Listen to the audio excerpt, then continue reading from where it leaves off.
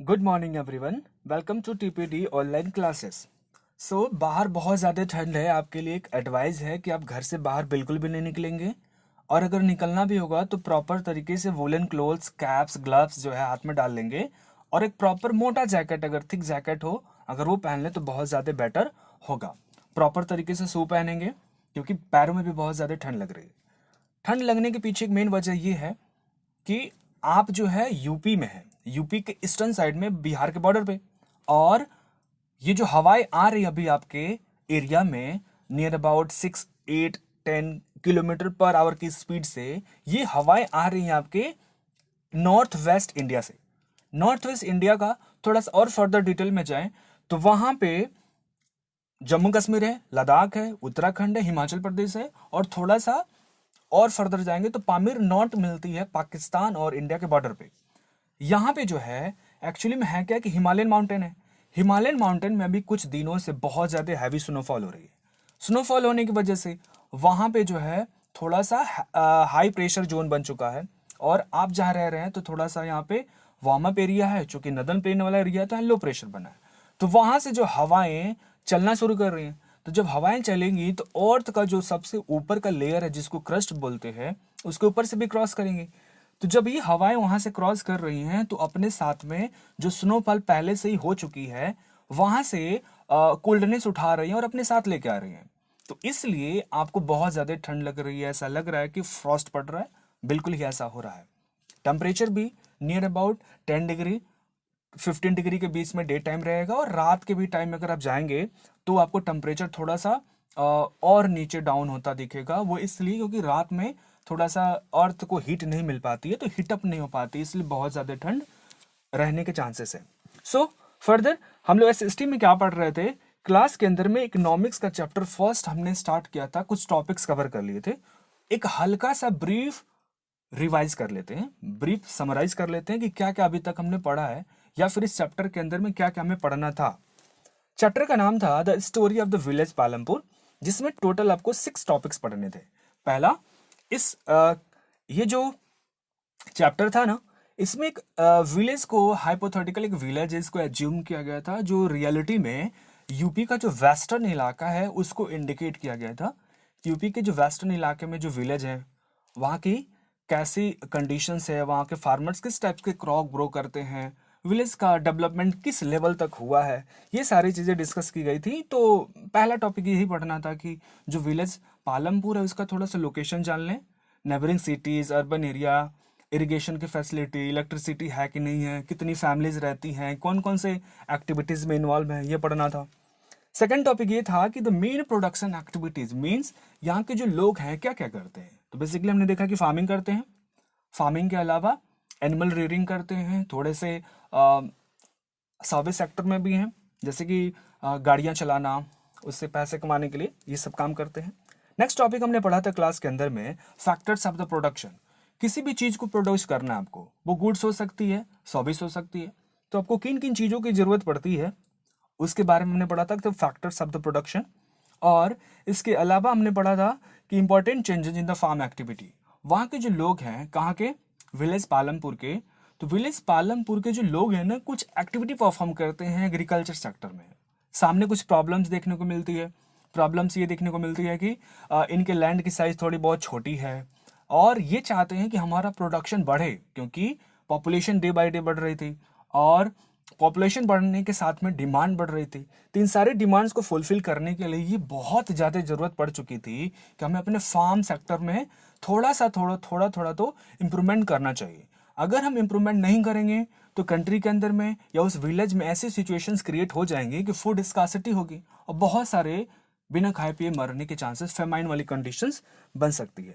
तो वहाँ के लोगों ने कुछ क्या किया कि फार्म्स के अंदर में कुछ एक्टिविटी में, जो फार्म की एक्टिविटी होती थी उसमें चेंजेस लाए, लाइक फर्टिलाइजर्स चेंज कर दिया उन्होंने, पेस्टिसाइड्स ला दिया, इरिगेशन की जो फैसिलिटी यूज करते थे, वो सीड जो पहले ट्रेडिशनल सीड यूज करते थे उसको ख़त्म कर दिया। इसके अलावा भी गवर्नमेंट का भी बहुत ज़्यादा सपोर्ट मिला इन लोगों को, जिसको हमने नाम दिया था ग्रीन रेवोल्यूशन। यानी चैप्टर नंबर, टॉपिक नंबर 4 में आपको यही पढ़ना है कि कौन कौन से फार्म एक्टिविटी में चेंजेज हुई जिसके कारण ग्रीन रेवोल्यूशन आया, क्या है, कैसे था, सब डिटेल्स में पढ़ेंगे। Chapter number 5, topic number 5 sorry, में ये पढ़ना था कि sale of the surplus farm products. Green revolution हुआ, अचानक से ये देखा गया कि जो फार्म प्रोड्यूस है बहुत अच्छे लेवल तक बढ़ने लगा, प्रोडक्शन बहुत ज़्यादा बढ़ गई। तो फार्मर्स ने ये सोचा कि क्यों नहीं इसको मार्केट में सेल किया जाए और उससे पैसे कमाया जाए। जो पैसे कमाएंगे हमारे लिए कैपिटल का काम करेगा, और वो कैपिटल फिर से हम अपने फार्म सेक्टर में फिर से री इन्वेस्टमेंट करेंगे। जब री इन्वेस्टमेंट करेंगे तो हमारा जो फार्म सेक्टर और बूम करेगा, और एक तरीके से हम फार्म सेक्टर को, जो हम फार्मिंग कर रहे हैं उसको बिजनेस के तरीके से लेंगे, इसको और बूम करवाएंगे।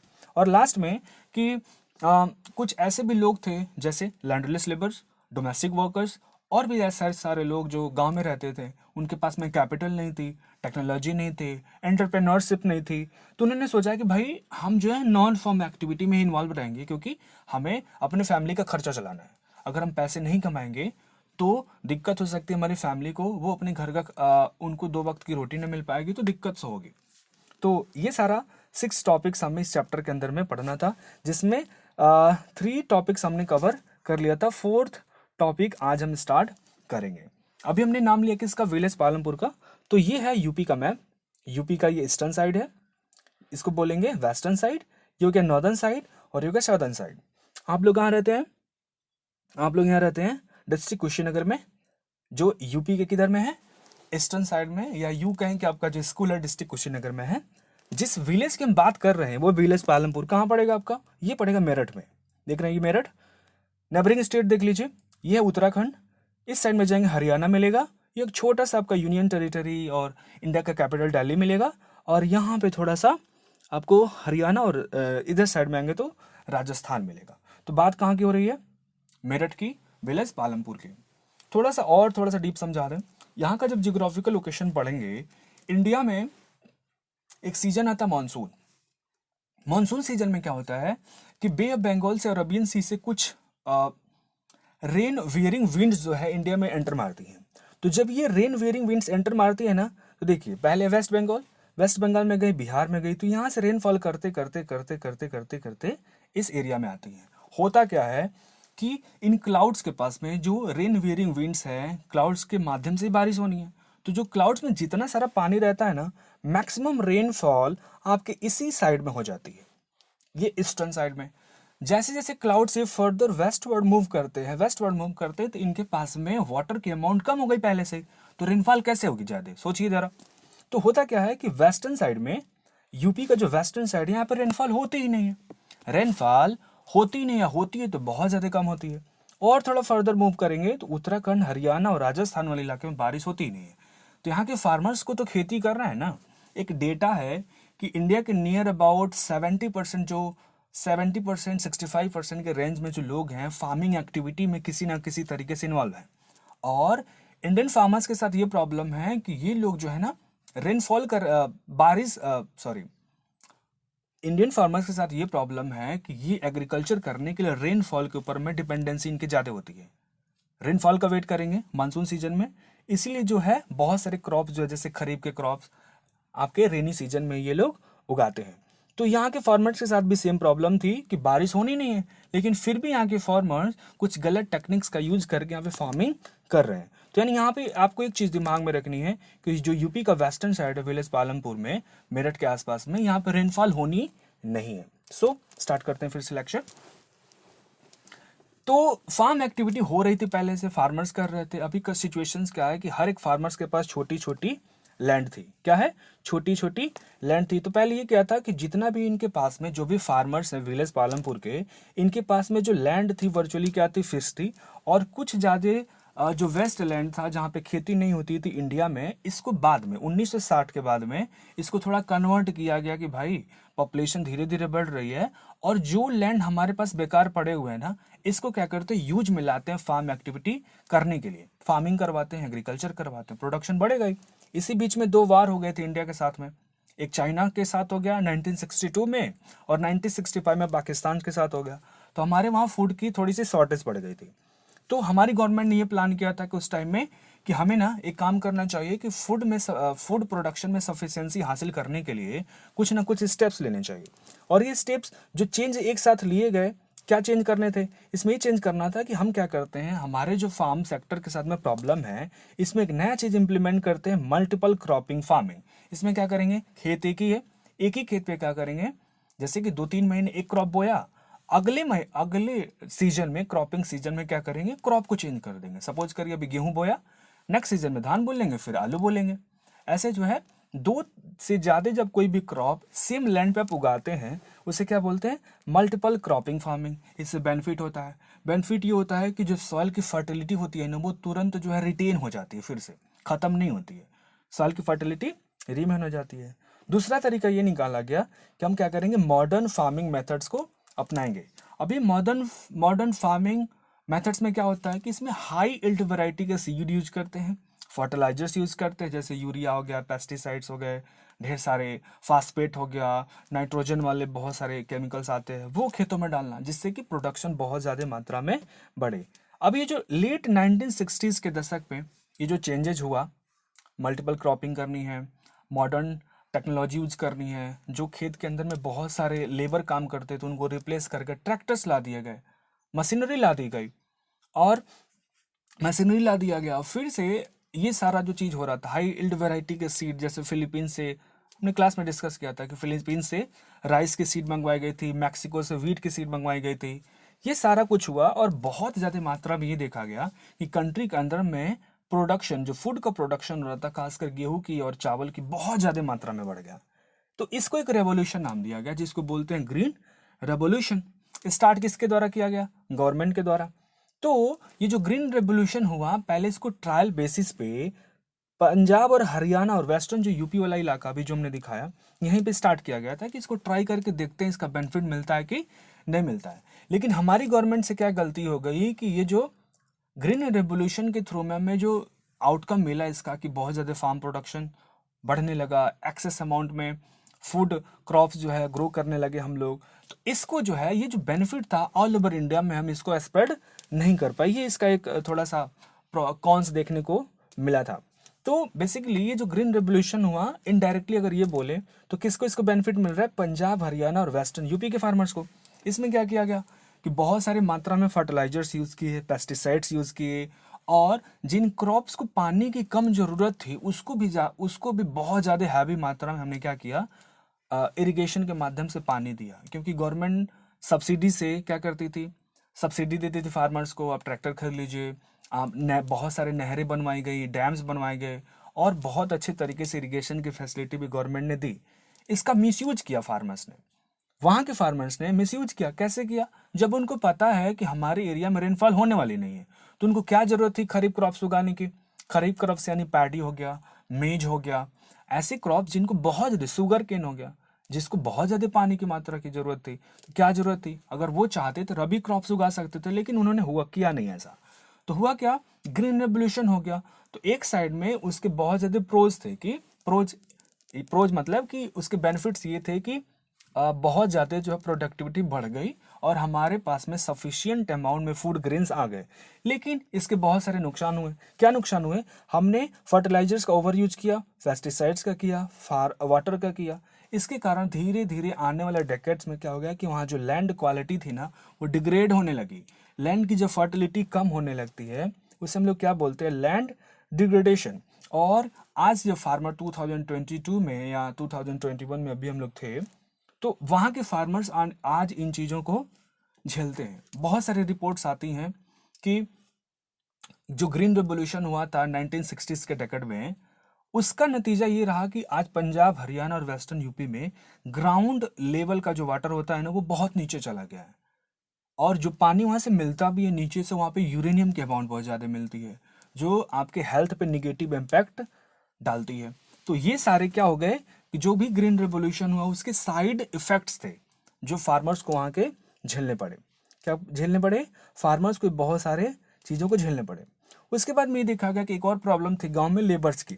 जैसे जो लैंड था, लैंड तो फिक्स था ना, और जो लेबर होता है किसी भी लैंड पे काम करने के लिए बहुत सारे आपको क्या जरूरत पड़ती है, लेबर्स की जरूरत पड़ती है। लेकिन बहुत सारे गांव में ऐसे फार्मर्स थे जिनके पास में छोटे छोटे क्या थे, लैंड थे। जब छोटे छोटे लैंड थे तो वो कितना भी अगर खेत पे मेहनत करेंगे, सपोज करिए एक खेत पे 1 हेक्टेयर की खेत है, उस पर 10 लोगों की जरूरत है काम करने के लिए, फैमिली में 20 लोग हैं, तो 20 के 20 लोग कहाँ पहुंच जाते थे?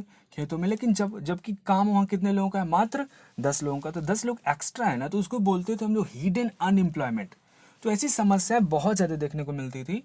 ऐसे फार्मर जिनके पास में लैंड की साइड बहुत ज़्यादा कम थी, वो इस ग्रीन रेवोल्यूशन का ज़्यादा बेनिफिट ले नहीं पाए। और इसका फ़ायदा सबसे ज़्यादा मिला किसको? जो बहुत बड़े कैपिटलिस्ट लोग थे उस टाइम में, पंजाब हरियाणा के लोग जिनके पास में बहुत ज़्यादा पैसा था पहले से, वह इसका फ़ायदा ले पाए। बहुत सारी इस गांव में देखा गया कि विलेज पालमपुर में लैंडलेस फैमिली थी जो क्या करती थी, दिहाड़ी पे जिसको बोलते हैं कि डेली वेजेस पे वो काम करती थी दूसरों के वहाँ, इसका बेनिफिट नहीं मिल पाया। तो क्या हुआ कि इन फार्मर्स को भी पैसे की ज़रूरत थी, जो लैंडलेस फार्मर्स थे इनको पैसे की ज़रूरत थी। तो ऐसे लोग कहाँ माइग्रेट कर गए? सिटी की तरफ। सिटी में क्यों लोग जाते हैं वहाँ पे? क्योंकि वहाँ पे हेल्थ की फैसिलिटी अच्छी मिलती है, एजुकेशन की फैसिलिटी अच्छी मिलती है, एम्प्लॉयमेंट आपको अच्छी मिल पाती है, जो वहाँ पे रहने का तौर तरीका होता है, थोड़ा सा कल्चर अलग होता है, तो इसलिए थोड़ा सा सिटीज़ अट्रैक्टिव होते हैं। तो गांव से लोग, खासकर विलेज पालमपुर से लोग बहुत ज़्यादा सिटी की तरफ में अट्रैक्ट हो गए। नेक्स्ट टॉपिक डिस्कस करते हैं कैपिटल के बारे में। जैसे हमने पढ़ा कि भाई लैंड हो, लेबर हो, किसी भी मीन्स ऑफ प्रोडक्शन में इनका बहुत ज़्यादा ज़रूरत होता है। कैपिटल की भी प्रॉब्लम थी, कैपिटल भी आपको प्रोडक्शन में चाहिए। लेकिन क्या सारे फार्मर्स के पास कैपिटल होता है क्या? फार्मर्स तो 3 टाइप के हो गए। सबसे लार्ज वाले, इनके पास कभी पैसे की कमी नहीं होगी।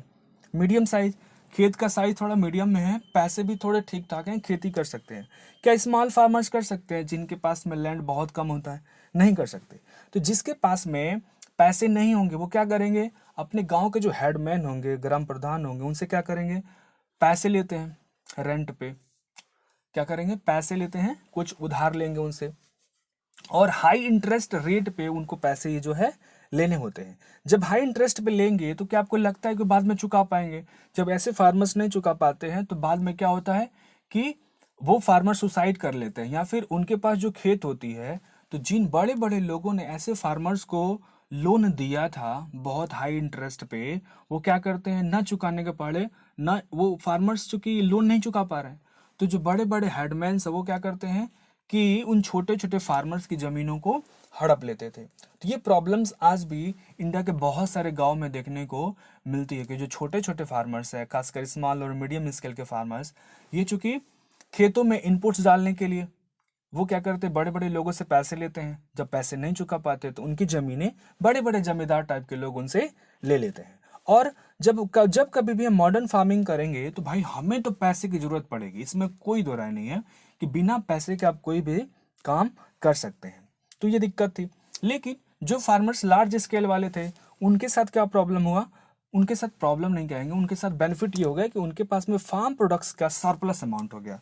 तो इन्होंने क्या प्लान किया कि जितना भी हमारे पास ये फार्म का प्रोड्यूस एक्स्ट्रा हुआ इसको मार्केट में बेचेंगे। और मार्केट में बेचेंगे कैसे? इन्होंने गवर्नमेंट से डिमांड की कि हमको एमएसपी दीजिए। एमएसपी मतलब मिनिमम सपोर्ट प्राइस, यानी हम जो अनाज उगा रहे हैं आप ही के कहने पे उगाए थे, आप ही के कहने पे उगाए थे, तो आप जो है हमारा अनाज हमसे खरीदिए। तो गवर्नमेंट ने कहा कि ठीक है, हम आपसे एक फिक्स्ड प्राइस पे आपके सारे जो फूड ग्रेन्स हैं हम आपसे खरीद लेंगे, खासकर व्हीट एंड राइस, जिसको बोलते हैं मिनिमम सपोर्ट प्राइस।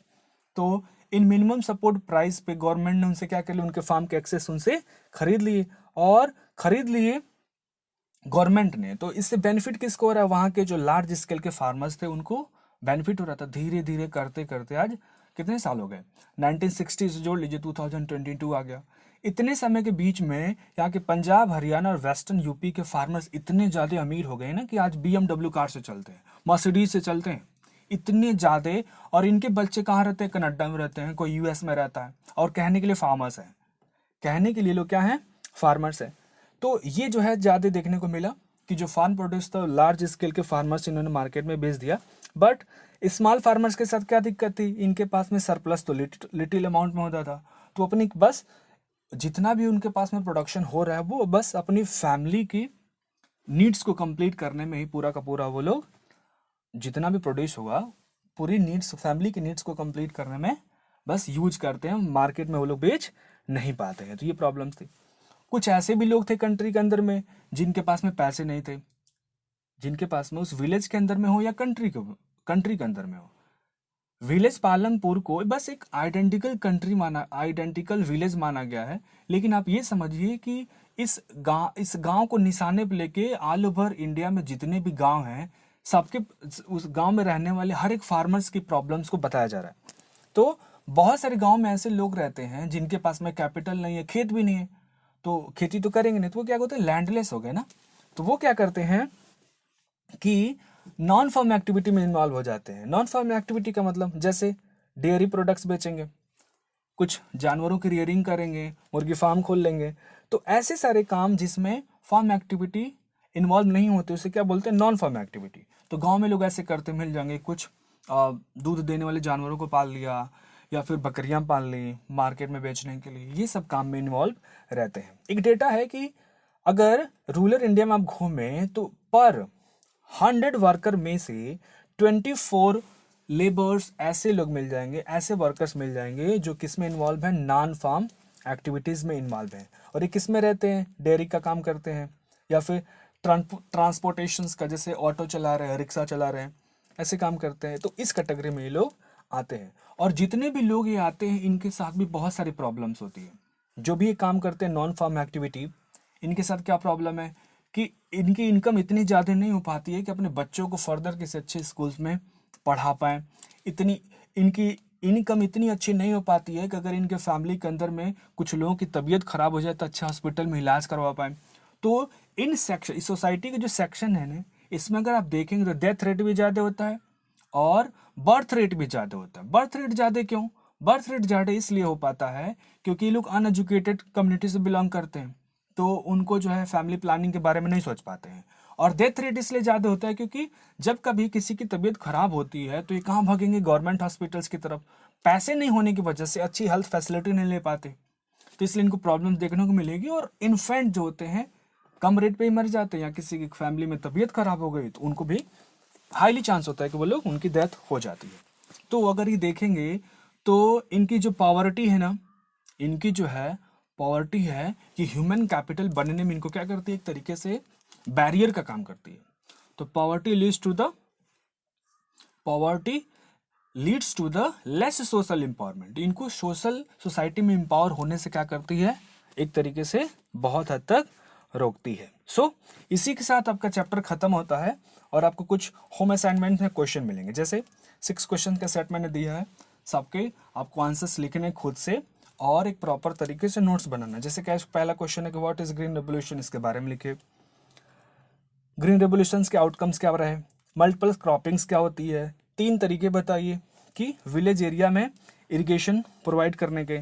और इलेक्ट्रिसिटी याद है ना, जब हम फर्स्ट टॉपिक डिस्कस कर रहे थे तो मैंने आपको डिस्कस किया था कि इलेक्ट्रिसिटी का रोल क्या होता है किसी भी विलेज के डेवलपमेंट में, इसके बारे में कुछ लिखे।